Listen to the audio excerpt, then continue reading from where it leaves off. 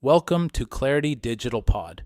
In this episode, I sit down once again with my good friend and marketing veteran, Mark Kapczynski of Control Media, to dissect a topic that's gaining serious traction, digital PR. Mark and I have worked on many marketing campaigns together, and in this discussion, we go on to discuss how digital PR is reshaping not just SEO, but the entire marketing playbook. If you are a marketing leader or practitioner, especially in the B2B space, this episode should not be missed. All right, welcome back, Mr. Mark. How you doing today? Good, my brother. How's it going? Good. I can't get enough of you. I keep inviting you back because we are doing all this cool stuff together, you know? I wasn't prepared for that. I mean, professionally marketing. Oh, you know I love you, Al. Likewise. Exactly. No, it's always look. I always enjoy chatting with you, Al. Yeah. It's like you and I always have good conversations and Mm-hmm. solve all the world's problems. So between Yep. the two of us, Mm-hmm. folks are golden. Yep. I know. They just needs to listen to us more, right? And just kidding. You and I see eye to eye in many, not all the time. We worked together for a while, but like a lot of times, and some, the marketing is changing. And we've talked about generic stuff, go-to-market strategy. We've talked about AI. But one thing that is really I want to talk to you about is something that we have been offering to our existing clients, but it's not a product that's offering that as of right now we have to everyone. It's something that we're thinking about it, but it's something that we've done in addition to everything else we do for our clients, and that's digital PR. And you have inquired about it with us for a while, and you and I have talked about it. So I just wanted to have today's conversation about that, if that's okay with you. It's okay with me. Al, Cool. tell me, what is digital PR? Well, I was going to ask you I know what it is from my. You're the expert. Like, why are you asking me? Well, I was going to ask you. I can tell you from my narrow view, but I'm curious to see. So let me answer that question by asking you a question. From a leadership position, marketing, CMO, high level position, what do you think a digital PR is? Well, so I mean, I think everything gets back to what goals do you have for your business, your brand, and so on, and what I'll say marketing techniques, advertising tactics get applied to ultimately driving success, right? And so if we're trying to boost our SEO, if we're trying to increase traffic to the site, if we're trying to increase third party awareness, if we're trying to get a third party voice, I'll say, related to our business or our brand, well, then that's digital PR, Mhm. right? Because Sure. I think, part of it is, bifurcating what is traditional PR and what is Mhm. digital PR, right? And I try to just couch it the way like we want certain results, and we can get those results from digital PR. We can also get different results from traditional PR. And it's not like one just magically replaces the other in all use cases, right? They do different things for different purposes and different outcomes. And I think that's what people like really need to focus on. It's not just like and this is a comment I'll make about all marketing, which is like there isn't like one silver bullet for everything, right? It's not like, oh, Gen AI replaces all of your creative now. It's like, no, you know, every tool and digital PR to me is just another tool that has to yield a certain set of results. And that's how I look at it as a marketer, right? Is like if I'm going to invest in a tool or a service, I better get results. And Sure. so that's again, like for digital PR, I'm expecting to get results in terms of my SEO better be going up, my number of backlinks better be increasing, and I should have a third party point of view or awareness building about my business and my brand that then can complement and work well with traditional PR, which is more first party, right? Or Mhm. first, it's like my company's voice, my spokesman talking about the business in an interview setting. typically, right? Digital PR is getting that, third party commentary talking about my business without me talking about my business.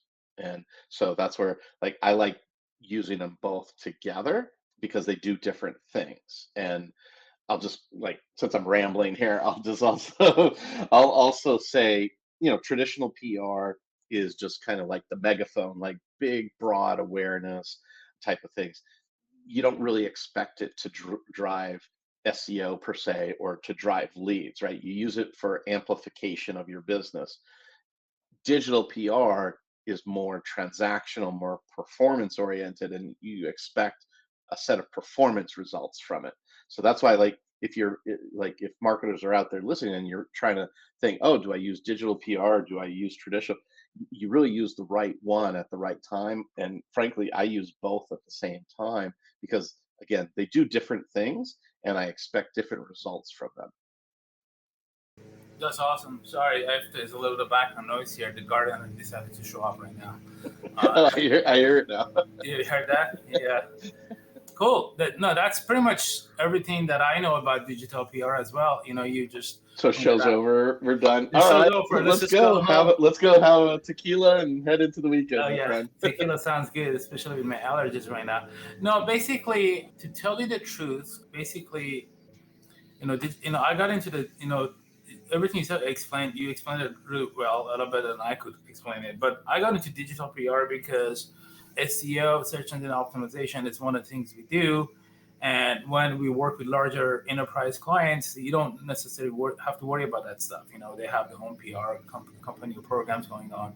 But when we work smaller or startups or medium-sized businesses, you see there's a lack in backlinks and things like that. And as you and I, we both know, and everybody else should probably know by now, backlinks are really important for SEO. So, okay, since I know what a backlink is, and okay. I know you know what it is, why don't you explain for the viewers what's a backlink and why is it important? Sure. Yeah, backlink is basically other sites linking to you, which shows Google and other search engines that you're credible. When other sites organically, editorially, not through promotions or ads, but in their blog posts, in the news articles, they link to you, that shows that you have some sort of authority about that topic. So Google has been using backlinks as part of their PageRank algorithm since Google was Google. And unfortunately, a lot of SEO experts started gaming the Google algorithm and created artificial backlinks by going out to other websites and paying for links or putting up other websites that link to your website. And there was a whole bunch of link scheme that Google didn't like. They're like, hey, it's fine if you want to have backlinks to your website, if you want to pay others to link to you, but you need to specify those are ads. And you cannot try to manipulate our search results. And they have also released a bunch of updates, and they've got a lot better at it to detect those type of links. And very few of the schemes work these days. And if they do work, it probably won't last. So a lot of SEOs are shifting focus toward PR, digital PR, which essentially produces the same thing, but it's a lot in a more kosher way. You're not doing anything spammy. You're not paying anybody for a link, or you're not doing anything that would violate Google's guidelines. And digital PR is one way to do it. Basically, you're doing what a traditional PR company would do. You pitch a story to a third-party site, let's say Forbes or NASDAQ, depending, or even within your own industry. Like the project that you and I worked on together was around manufacturing. So pitching articles to manufacturing.com or .net. And then not really dictating that, hey, this is the link, this is the anchor text, this is the page needs to go. They have a freedom to not even link to you, and that's really an art and science, at the same time, because it's a science because you have to identify the websites that are relevant to you, that have traffic, that are worthwhile. But it's also an art because you want to pitch them a story without telling them, hey, link back to me. It needs to be compelling. So staying within those guidelines is what makes it very exciting. But in addition to SEO, which is the main reason I got into it, I've noticed is that it's also helping a lot with our omni-channel marketing. It's bringing a lot of referral traffic that we can retarget later, because those sites, those content are good quality content that are linking to you or linking to a blog post on your website. And now you can, those websites are now your visitors. You can retarget through your performance max campaigns or whatnot. Those people may, if they really like your content, they may subscribe to your newsletter. So now you have some new additional visitors and users to your website that you didn't have before. And my early findings on AI search, people using ChatGPT and to search things, and also Perplexity and other Claude or whatever, is that AI seems to be also liking those type of links and citations that you get on other people on other websites. They need to be credible, right? Not any website. It needs to be like websites like Forbes or CNN or NASDAQ, depending on your niche. But they also seem to be liking it. That basically AI, one of the way AI ranks you and shows you in the search results is through branding. If you have a strong brand, then you're more likely to show up when people are asking questions. For example, what is a good marketing agency in Orange County? Clarity Digital. We all should know that, right? So I think those are the things that I really enjoy seeing results through digital PR. But it has to be the proper way. It can't be, you can't game the system anymore. And if you do, you probably won't get away with it. Got it. So you just shared a lot there. I did. Yeah. I think you're interviewing me now. I got to cut you off. Let me try to, for folks out there, let me try to summarize what Al just said. So, look, again, everything starts at, what's the goal? And if the goal with digital PR should be to improve your SEO by getting, credible backlinks to your site from an article that's posted on a highly reputable content website, typically like you were mentioning, Forbes or Fortune or so on, or something industry specific as well. But it's a credible website that gets a story or article published on it about your company or about something your company does with a backlink over to it. And it's written in a third-party voice. So it's not like me writing it. It's a third-party voice that's writing it. And so what all this does is you're on a credible website, so it's trustworthy. The link is high quality, so Google will appreciate that from a SEO perspective, right, and drive more SEO traffic your way, right? And you get that, further exposure.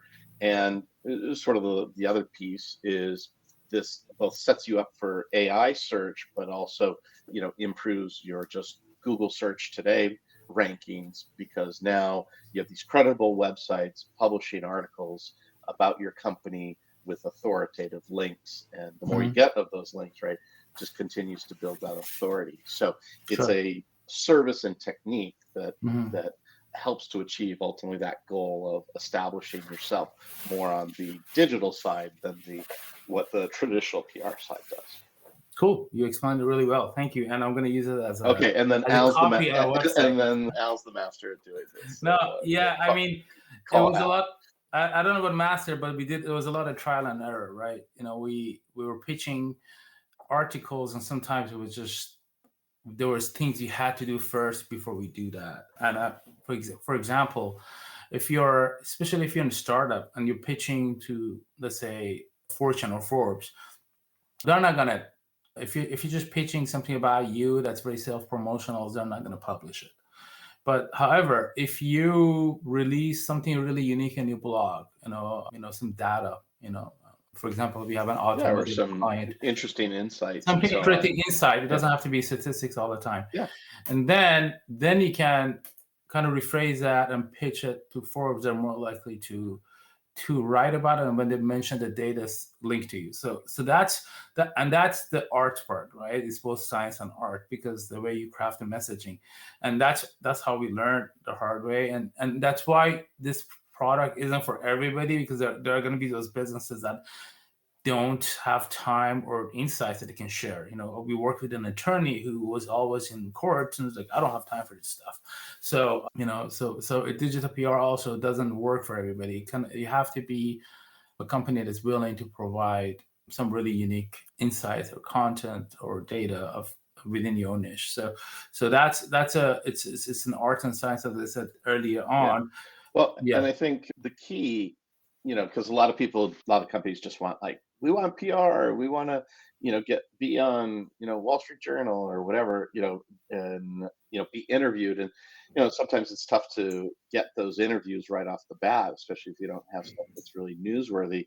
Because I think the difference between digital PR and traditional PR, traditional PR, they want a hot story, right? It's like, oh, you just closed this big deal with the federal government, and like they want to know about it and break the story, and then they'll interview you and cover you. But it's less about you and more about like who your client is or your partner is or so on. That's traditional PR. I mean, what's exciting about digital PR is it's something that's more evergreen, that you can run it all year long, when you may not have a ton of news, but you might have, like you said, interesting facts or interesting market studies or insights or what have you. And having that written up about your business or associated with your business in that third party voice, just creates great content. And ultimately, no matter what business you have, people, start at Google and use Google search to try to find you.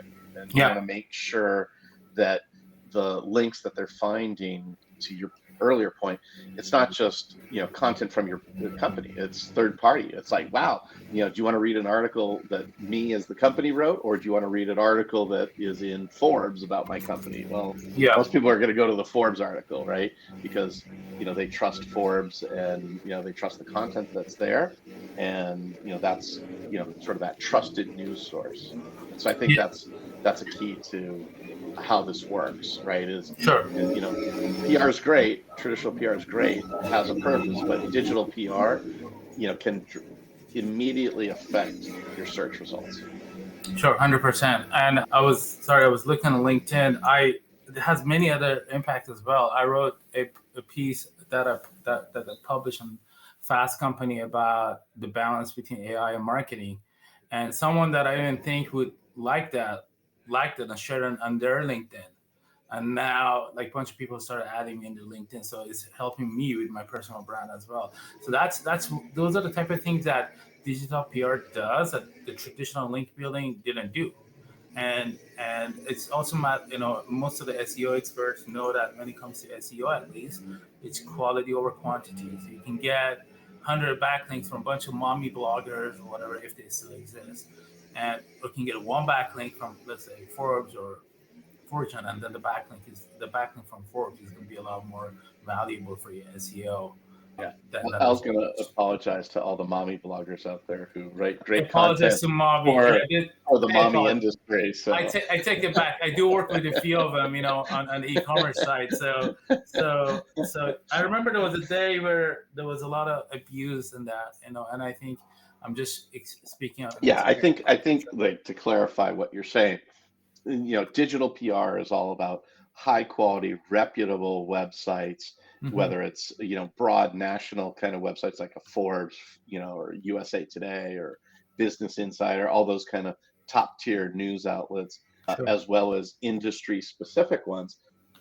It's all about positive reputation. I think what you're also saying is that you don't want backlinks from some random site where you've paid them $500 just to take an article and put a link in there, and Google ultimately is not going to value that link over a link from Forbes, right? The Forbes 100%. One is going to be super high quality. So this isn't about just buying links on sites. It's about having a great reference article on a third party site to do this. Yeah, here's a post by the way. I didn't know Mr. David Edelman. He's a Harvard business fellow. He liked my article and shared it on his LinkedIn, and then I was like very excited about it. So this is just an example. I'm just showing with an example that this is the power of digital PR. That something that we couldn't do with the traditional link building, and it also testimony that this is not just for SEO. It's for your branding. It's for your...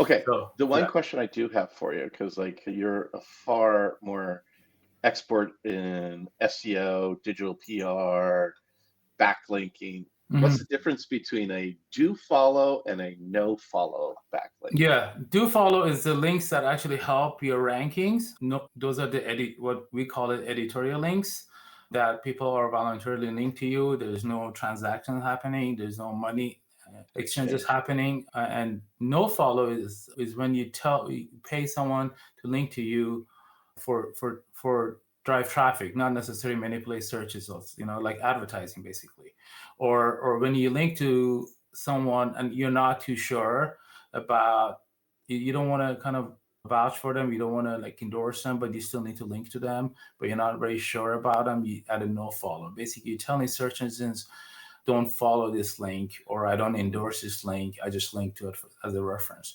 No follow links are, like for example, and a good example of no follow links is the directory links. When you go add your business to a directory, it will ask for a backlink. It's like, hey, what is your website URL? Like for example, Yelp, right? Yelp adds a no follow to your link automatically because Yelp doesn't want to endorse your business, right? It just does your link. So that's something that Google came up with a long time ago. I don't know how long ago, over a decade So is that ago. something like the publisher puts codes it on the backlink? Is they Yeah. tag it as like a do follow or a no follow? Yeah, you don't have to add do follow. If you don't put any tags, it's a do follow. But if Okay. you choose not to endorse someone, you add the tag called no follow. Oh, And there are sites that automatically add it, like for example, Yelp. got Yeah, it. because they can't endorse you. They don't know. There's a lot of, they're linking out a lot. So, and there's other similar tags like that out there, like ad. I think I don't know all of them. There's a few other ones like sponsored. So basically, the ones that you want are the one that they don't have anything in them. They're called do follow. And what SEO people used to do is that they used to go pay someone, hey, take my guest post that I'm linking back to myself, and it was just like very, very like gaming the system type of, Yeah, yeah, and yeah. that's what we don't want to do, and it doesn't work anyways. I think marketing and SEO is becoming increasingly integrated. It's no longer about just Google, it's about everything else, right? It's about AI, it's about Hmm. it's about your personal branding. Different people search differently. Like for product, people are going straight to Amazon. So you have to think about doing things properly, and digital PR is a proper way of doing link building. Yeah.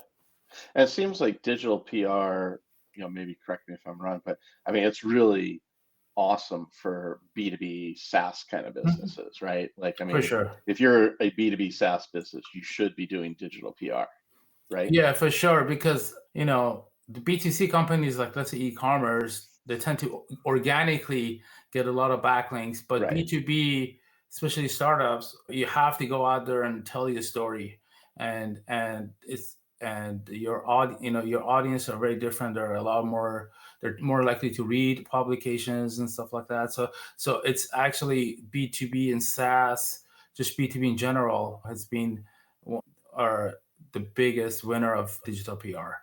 Like I want to say something like where influencer marketing may be good for B2C, digital PR is good for B2B. But they both can use B2C and B2B, they both can use digital PR. But that was just like a little comparison. But That's yeah, that's a yeah, good comparison, is Alex. it? Cool. Yeah, because there I'm are gonna some tell people. I'm gonna tell all my friends that it's like, digital PR is for B2B and influencer marketing is for D2C. Yeah. I mean, influencer marketing. I'm on TikTok a lot, and people are trying to sell me this like Dubai chocolate for $50. I'm like, why do I want to pay $50 to eat chocolate with pistachio? But I it's have so chocolate good. and It's pistachio. Have so you tried it? good. Oh my God, my daughter loves Dubai chocolate. Oh my So god! I keep we looking have at it. I'm like, mounds of it. I'm like, I can't justify spending $50 for a chocolate Yeah, bar. no. I just can't do it. At the mall near where we live, But they they have a have it. stand and it's like $20 a bar. So it's like Okay. every once in a while she gets one. So Yeah. But that's influencer marketing, right? All these TikTok guys, and we're on a B2B, your target audience, your ICP is reading Forbes and other articles. yeah, yeah. So that's great. Well, I mean, in the B2B world, right? I mean, a lot of what marketers have to do is manage the touch points Hmm. and, It's not like in direct to consumer where you see an ad or you see a post and it's like, I'm going to go buy that chocolate bar now and it's $20, Yeah. right?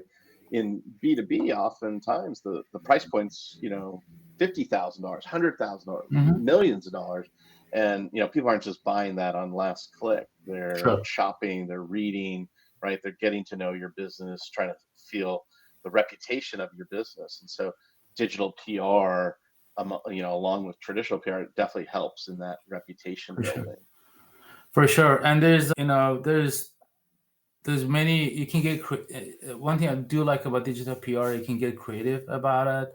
It could, you could be reaching out to your, like, I don't want to say influencers, people in the industry, like podcasters or whatever, and attend their podcast. And but they tend to, like, for example, right now when this ends, I'm gonna put it on our website and I'm gonna link back to your website. So that's another way for you to get linked from another agency. So these are all part of the digital PR activities. But it's very important because, like you said, it's not a 20 or 40 or $50 chocolate bar you're buying in a B2B. There's a lot of consideration happening, and there's a lot of research. So I think, and different companies have different understanding. It's not press release, and the press release is you're just sending a press release over the wires, and those links tend to be, by the way, no follow, because Oh, really? Is that press true? release, press release, because they get released over a So bunch of they get different so wires. many, right?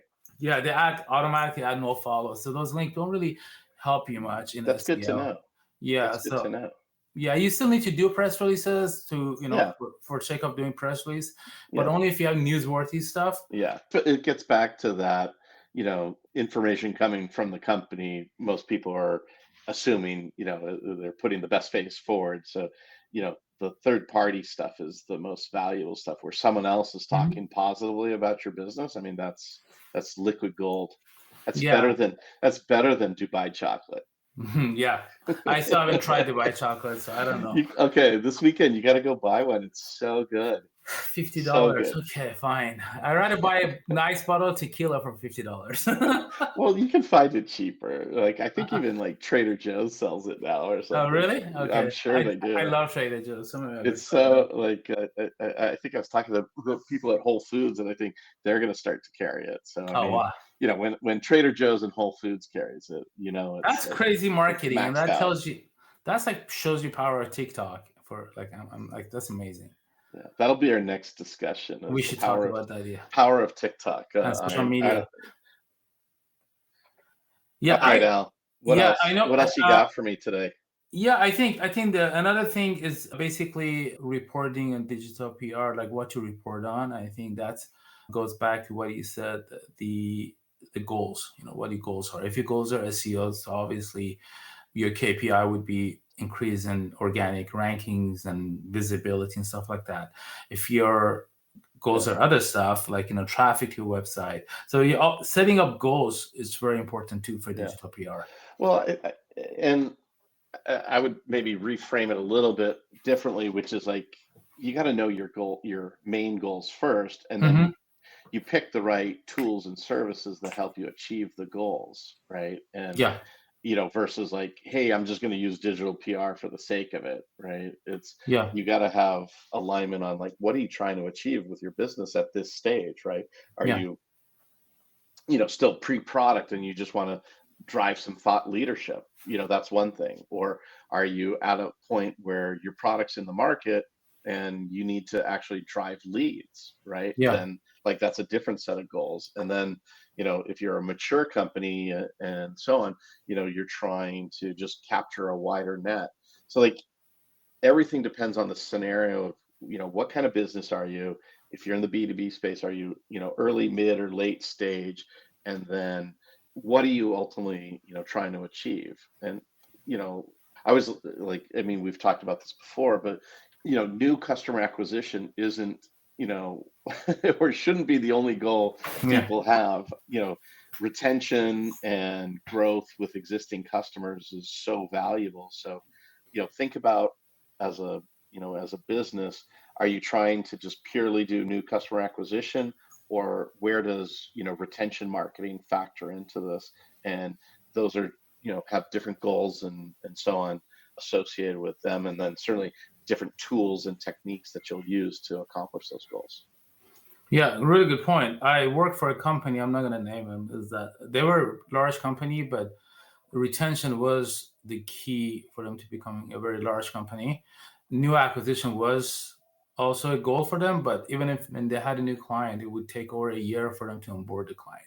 So the retention is really important, because if you don't have the retention, and your onboarding is over a year, Yeah. the money is not coming in. We're gonna have to have another discussion on retention, because it's just still like, Yeah, I think a lot of companies, talk about it and acknowledge it, but like the emphasis on it is usually, it's not even 1/10. It's probably like 1/100th of what yeah, people spend on new acquisition, and it's hard to keep filling the top of the funnel, right? Every day, right? You have to really work your existing clients and make them successful and helping them grow. And like I'm working with some insurance companies where they're trying to figure that out, because like they may get someone for, say, car insurance or home insurance, but then they're trying to figure out, well, how, if the customer comes in for home insurance, how do I get them to buy car insurance, or vice versa? And it's actually easier to sell the existing client than just new acquisition. sure. And cheaper too, easier and cheaper, right? Because they already trust your brand. They're just a couple of emails away, right? Sure. And but I think one thing I do want to mention about Sure. digital PR is that I think if you want to, and this is me not being biased because this is what we do, but if you want to get a PR agency that does digital PR, I think it would be important for them to also have a good understanding of everything else marketing. I'm not discrediting any of the PR only companies, but the PR only companies, obviously, they have a lot of contacts so they can get the job done.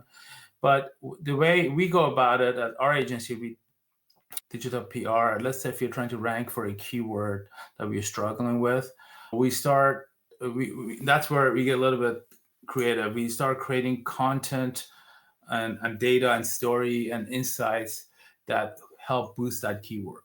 It's not just, and then that's how, so when Forbes links to us, like for example, in that article I showed you earlier, I'm trying to improve our agency for the term AI marketing, right? So I just started this, so we're not ranking it, but that's really, there's a strategy behind it. If you go by the traditional PR agencies, they might do the job for you, but they're not going to have that SEO or marketing, digital marketing strategy behind it. So that's another thing that I like about our approach, is because while we're doing this the right way, we're pitching articles to all these websites, we also have a strategy. Hey, this is what we're trying to achieve. This is a keyword we're trying to improve. This is like you said, these are our goals that we're trying to meet. It's not just having PR for the sake of having PR. And I think that's pretty much all that. I don't want to get too into it, but do you have any questions? Do you want to discuss anything else about this PR, digital PR? I think we covered it pretty well, Al. Cool.